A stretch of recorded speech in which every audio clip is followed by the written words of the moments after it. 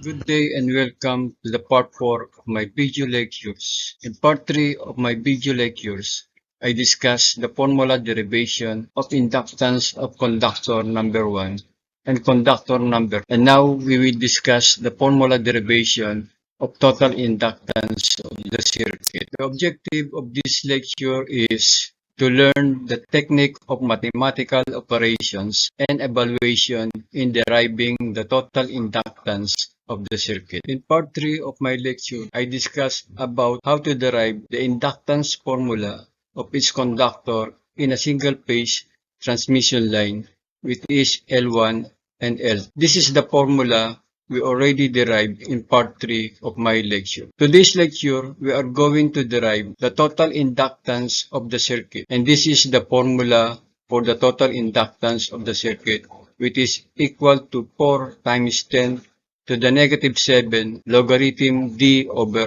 r prime in Henry per meter.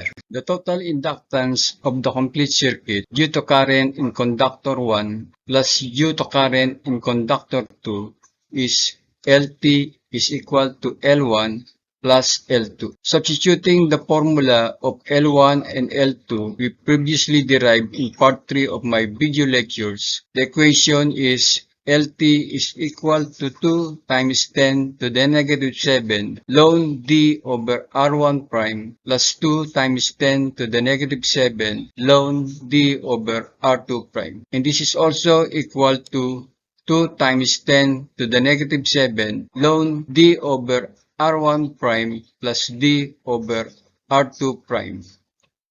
Using the rule of logarithm, that ln A plus ln B is equal to ln AB. So the equation will become LT is equal to 2 times 10 to the negative 7 ln D over R1 prime times D over R2 prime. It is also written in this equation that LT is equal to 2 times 10 to the negative 7 ln D square over R1 prime times R2 prime. The above equation can also be written as LT is equal to 2 times 10 to the negative 7 times 2 times 1 half ln open parenthesis D square over R1 prime times R2 prime. So LT is equal to 4 times 10 to the negative 7 times 1 half ln open parenthesis D square over R1 prime times R2 prime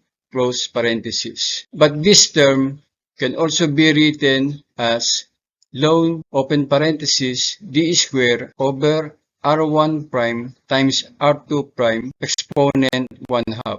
Previous slide, we write that 1 half logarithm open parenthesis D square over R1 prime times R2 prime close parenthesis is also equal to logarithm open parenthesis D square over R1 prime times R2 prime with exponent of 1 half. And this equation can also be written as logarithm square root of D square over R1 prime times R2 prime. So the equation will become LT is equal to 4 times 10 to the negative 7 logarithm D over square root of R1 prime times R2 prime. Since the two conductor is equal in size, whereas its radius is practically equal, we let these two radius R1 and R2 is equal to R prime. So the equation will become LT is equal to 4 times 10 to the negative 7 logarithm D over square root of R prime square. And so the final equation will become LT is equal to 4 times 10 to the negative 7 logarithm D over R prime in Henry per meter. From this equation, it is clear that the inductance of a transmission line is inversely proportional to effective radius of the conductor. So increasing effective conductor radius will result in decreasing the inductance. This is the end of part 4 lecture. In part 5, we will discuss about how to derive the inductance of three-phase line. Thank you and hoping to see you in part 5 of my lecture.